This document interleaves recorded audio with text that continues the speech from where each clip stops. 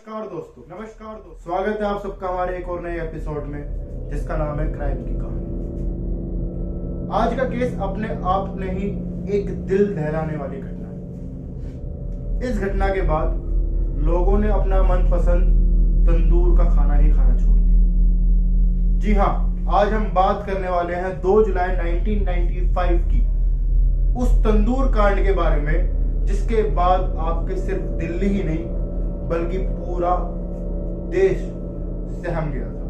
19 वर्षीय नैना साहनी, जिसने अपनी पढ़ाई ड्यू से पूरी की थी और कांग्रेस की नेता थी, अपने पति प्रेमी सुशील शर्मा के साथ दिल्ली में एक किराए का घर लेकर रहा करती थी। सुशील, जो कि एक कांग्रेस का नेता था, और कांग्रेस की मीटिंग के दौरान ही उन दोनों की मुलाकात हुई थी। मुलाकात प्यार में बदली और इन दोनों ने एक साथ रहने का वादा कर लिया। मगर उसके बाद इन दोनों के बीच में कुछ अनबन शुरू हो गई। सुशील को हमेशा शक रहता था कि नैना के किसी और व्यक्ति के साथ भी नाजायज संबंध है, तो रोजाना घर पर आकर सुशील हमेशा फोन को रिडायल करके चेक किया करता था कि कहीं उसके जाने के बाद नैना किसी और से बात तो नहीं करती। 2 जुलाई की रात भी कुछ ऐसा ही हुआ। जब सुशील वापस घर आया तो सुशील ने पाया कि नैना ने किसी और से उस फोन से बात की है। जब उसने उस फोन का वो नंबर रिडायल करके देखा तो वहां से उसको एक जानी पहचानी आवाज सुनाई दी। एक जानी पहचानी आवाज। किसकी थी वो आवाज? कौन था वो व्यक्ति? उस आवाज को सुनने के बाद सुशील मानो आग बबूला हो गया।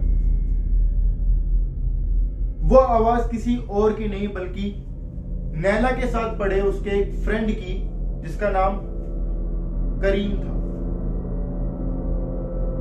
करीम नैना के साथ ही ड्यू में पढ़ा करता था और वो दोनों बहुत अच्छे और गहरे दोस्त थे। नैना अपने फ्रेंड करीम से बात किया करती थी, उसको अपनी सारी बातें बताया करती थी कि किस तरह सुशील उसको परेशान करता है, किस तरह सुशील और उसकी आपस में लड़ाई होती है और किस तरह सुशील उसको उन 4 दीवारी में उसको अपनी उस दुनिया में कैद करके रखता है। नैना ने करीम से मानो एक मदद की पुहार लगाई और करीम ने भी बिना कुछ सोचे समझे नैना की मदद करने का निश्चय कर लिया। नैना ऑस्ट्रेलिया जाना चाहती थी, वहां जाकर एक कॉर्पोरेट पायलट बनना चाहती थी और इसी की उसने पढ़ाई की थी। मगर उस 2 जुलाई की रात जब सुशील को पता लगा कि नैना आज भी अपने उस दोस्त से बात करती है, तो सुशील गुस्से में बिल्कुल पागल हो गया। उसने अपनी वो सर्विस रिवॉल्वर निकाली और 3 फायर राउंड उसने नैना के ऊपर किए। 3 फायर राउंड के बाद नैना मानो जमीन पे ढेर पड़ी थी। नैना की वहां पर मौत हो चुकी थी। सोचिए जरा, आपका प्रेमी जिसको आप बहुत ज्यादा प्यार करते हैं और एक छोटी सी गलती पे गुस्से में आकर आप उसकी हत्या कर देते, कैसा लगेगा आपको? क्या आप जी पाएंगे? क्या आप अपने आप को माफ कर पाएंगे? मुझे नहीं पता। मगर नैना को मारने के बाद सुशील के मन में जरा सा भी पछतावा नहीं था। उसकी मौत का अफसोस बनाने के बजाय अब वो यह इस सोच में लग गया कि वो उसकी लाश को किस तरह ठिकाने लगाए। सुशील ने कुछ भी करने से पहले नैना की लाश को सबसे पहले एक प्लास्टिक बैग के अंदर रैप किया। प्लास्टिक बैग में उसकी लाश को रैप करने के बाद उसने उस प्लास्टिक बैग को चद्दर से रैप किया उसने नैना की लाश को उठाने की कोशिश की, बट लाश का वजन भारी होने की वजह से सुशील उसको उठा नहीं पाया। तो सुशील उसको खींचता हुआ अपने फ्लैट से नीचे ले आया और नीचे लाने के बाद उसने नैना की लाश को अपनी कार, ऑल्टो कार की डिग्गी में डाल दिया और अपनी कार स्टार्ट कर वहां से चल पड़ा। सुशील दिल्ली में चारों तरफ घूमता और यह सोचता कि मैं इस लाश का क्या करूं, और रोड पे आने के बाद उसको इस बात का भी महसूस हुआ कि लाश उसकी डिग्गी में है, और अगर किसी पुलिस वाले ने उसकी कार की तलाशी की तो वह क्या करेगा, वो क्या बोलेगा। तकरीबन 1 घंटा उस कार को ऐसे ही चारों तरफ घुमाते घुमाते उसके दिमाग में एक आइडिया आया कि क्यों ना इस लाश को यमुना नदी के अंदर फेंक के छुटकारा लिया जाए। वह निजामुद्दीन के उस पुल पे पहुंचा और उसने ठान लिया कि अब मैं इस लाश को इस पुल से नीचे धक्का दे दूंगा। मगर रात के 10 बजे के बावजूद भी उस पुल पे ट्रैफिक बहुत ज्यादा था और उसको वहां से उस लाश को नीचे फेंकने में बिल्कुल भी संतुष्टि नहीं थी। उसने सोचा कि कहीं अगर किसी व्यक्ति ने उसको वो लाश वहां से नीचे फेंकते हुए देखा तो वो क्या जवाब देगा कि ये क्या कर रहा है, और कल को अगर ये लाश किसी को मिलती है तो सीधा सीधा शक उसके ऊपर जाएगा। उसने उस लाश को दोबारा गाड़ी में डाला और वहां से चल पड़ा। वहां से चलने का उसके मन में ख्याल आया कि क्यों ना इस लाश को जला दिया जाए, जला दिया जाए। वो वहां से निकल के जनपद के उस मार्ग पे गया जहां पर एक रेस्टोरेंट पड़ता था। रेस्टोरेंट का नाम था भगिया रेस्टोरेंट। भगिया रेस्टोरेंट सुशील का ही रेस्टोरेंट था। जब वो रेस्टोरेंट पहुंचा तो वो परेशानी की हालात में रेस्टोरेंट के अंदर एंटर किया और सीधा ऑफिस रूम तक चला गया। ऑफिस रूम में जाकर उसने वहां के मैनेजर केशव से बोला कि तुरंत के तुरंत इस पूरे रेस्टोरेंट को खाली करवा दो। यहां पर जो भी कस्टमर्स बैठे हैं उनको यहां से तुरंत के तुरंत वापस भेज दो, कैसे भी करके। तब केशव ने जवाब दिया कि अभी तो हमारे पास खाना बचा हुआ है और कस्टमर्स भी हमारे पास आ रहे हैं। अगर हमने उन सबको मना किया तो हमारा नुकसान हो जाएगा, हम ऐसा नहीं कर सकते। तब गुस्से में आकर सुशील केशव पे चिल्लाता है और बोलता है कि इस रेस्टोरेंट को तुरंत के तुरंत खाली करो। तब केशव समझ जाता है कि कुछ ना कुछ तो गड़बड़ है। वो सभी रेस्टोरेंट के अंदर जो कस्टमर थे उनके पैसे वापस करता है, उन सबको एक जुर्माना राशि के साथ तकरीबन 25 रुपए या 26 रुपए के आसपास कुछ अमाउंट देकर वहां से वापस घर रवाना कर दिया जाता है। वहां के स्टाफ को वापस घर भेज दिया जाता है तुरंत के तुरंत, और रेस्टोरेंट की लाइट बंद कर दी जाती है। सब लोगों के जाने के बाद जब केशव पूछता है सुशील से कि क्या हुआ, तब सुशील पूरी दास्तां केशव को बता देता है और वो दोनों अब सोचते हैं कि क्या किया जाए।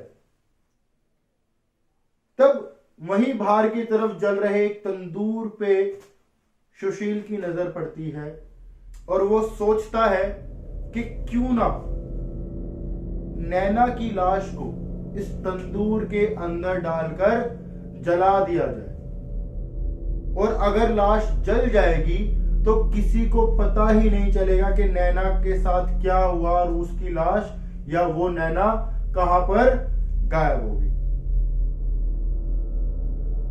तब उस रात के अंधेरे में केशव और सुशील गाड़ी से जाकर लाश को लेकर आते हैं और तंदूर में डालने की कोशिश करते हैं, मगर तंदूर का मुंह छोटा होने की वजह से वो लाश तंदूर के अंदर नहीं जाती। तब वो उस लाश को जलाने के लिए उसकी बॉडी को तंदूर के मुंह पे बिल्कुल ऐसे सीधा लिटा देते हैं। जिस तरह से एक अर्थी के ऊपर किसी इंसान को लिटाया जाता है, ठीक उसी तरह से सुशील और केशव उस 2 जुलाई की रात को नैना की लाश को तंदूर के ऊपर लिटा देते हैं और चाकू से काटकर, चाकू से मारकर उस लाश को तंदूर के अंदर डालने की कोशिश करते हैं।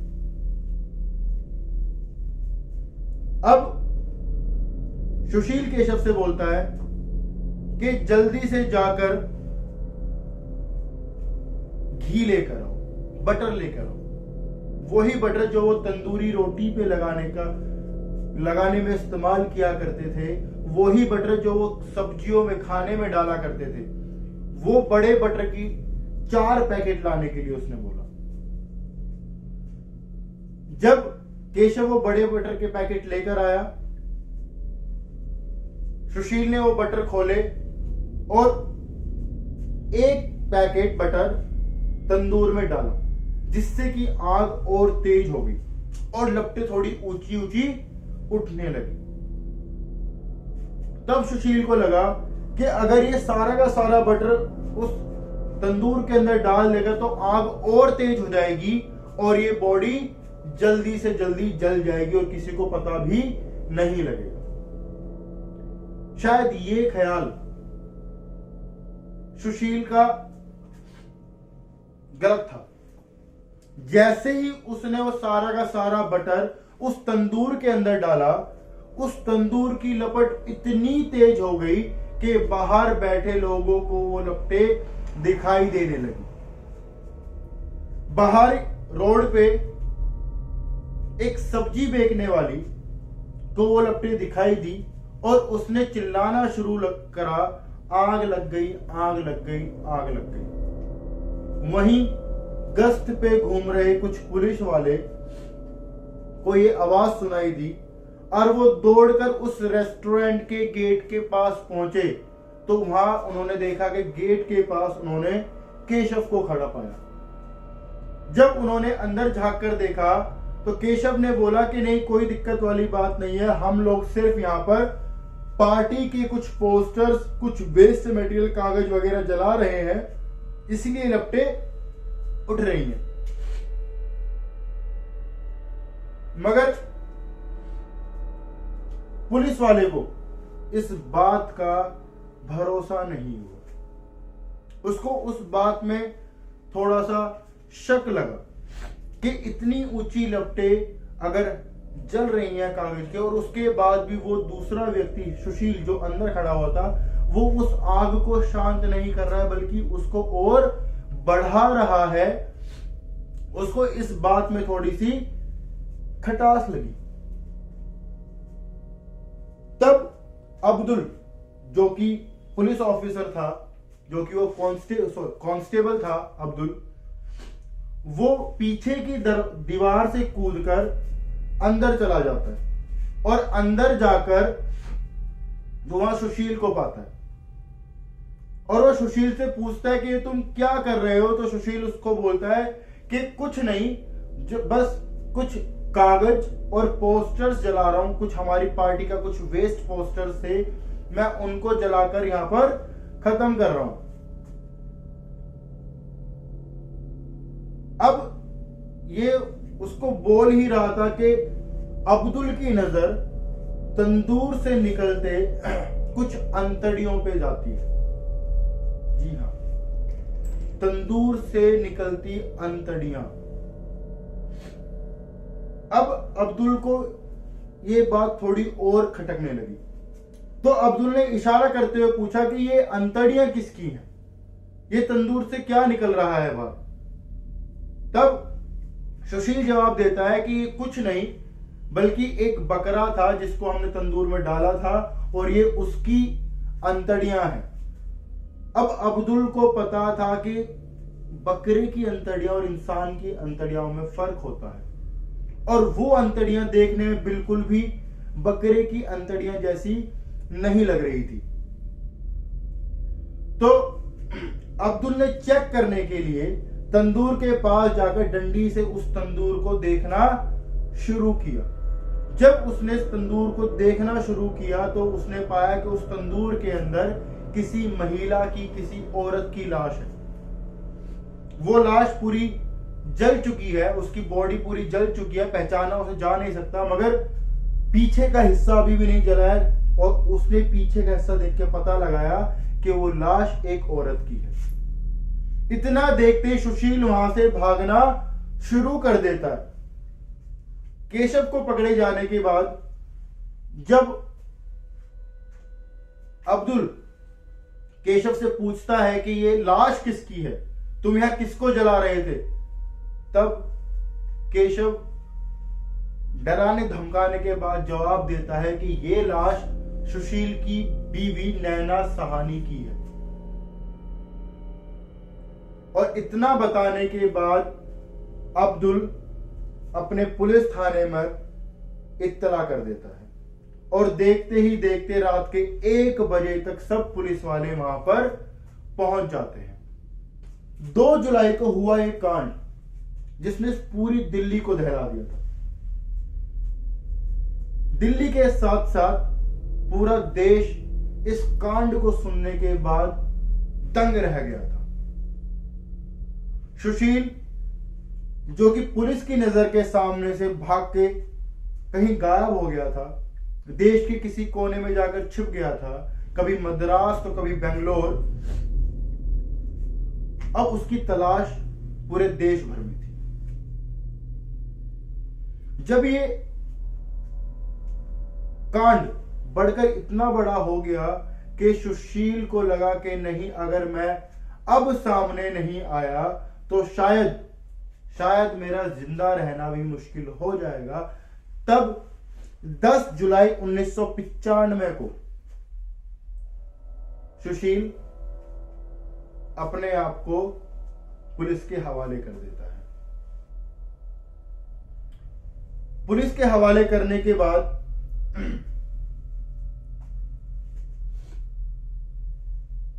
7 नवंबर 2003 को